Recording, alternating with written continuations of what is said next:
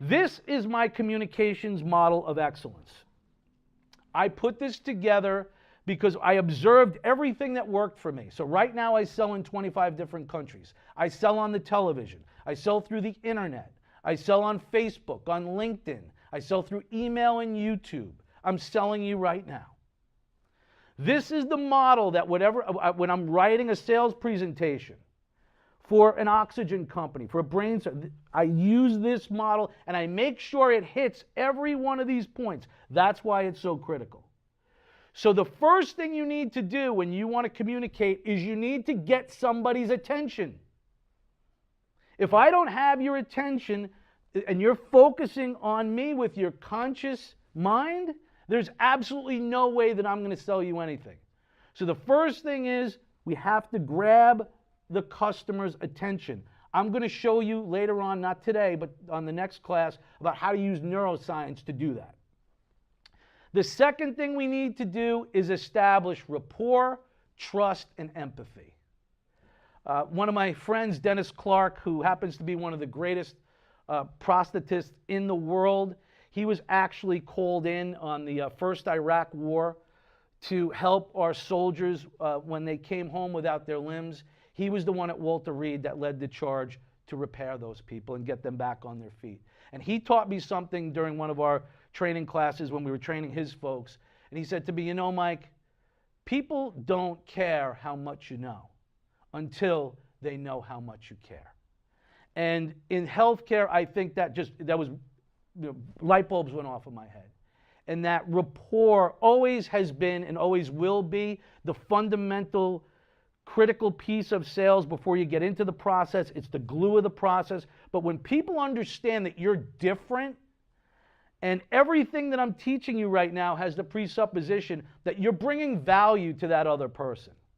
You see, I don't want your money. I don't want anybody's money unless you benefit 10 times more than what I do for the investment that you gave me. I was raised that if I don't bring value, I don't deserve money. That's the way my mom and dad brought me up. So I expect the same thing from you. So if you bring value, then you need to be using all this. And then you're going to be able to show these people that you're not there for selfish reasons. You're there because you can truly help them. And think about how much more powerful your sales calls will be when you have that energy in you. Right? A lot of times when people cold call, which we're going to talk about next week, they feel funny. They feel like they're imposing on somebody. They feel like they're intruding.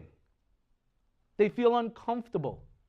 Well, if you come with that level of energy, and that's going through your mind as you're picking up the phone and you're making your phone calls, what do you think your results are going to be?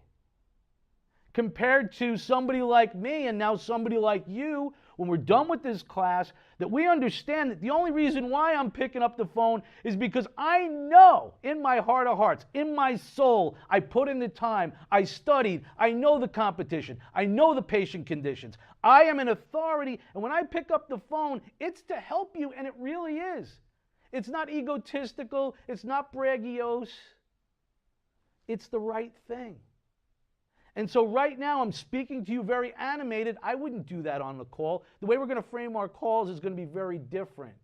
But I want to move through you, through the video, through the audio right now with my voice so you understand we have to create emotion in our sales presentations because people respond to people that have passion, and that's what you need. You need to emotionally engage with your customers. Emotionally engage. When people are emotionally vested in you, that's when you have a competitive advantage. And that's because they see, hear, and feel that you're different. They see, hear, and feel that you're an authority. They see, hear, and feel that you're there to make a difference.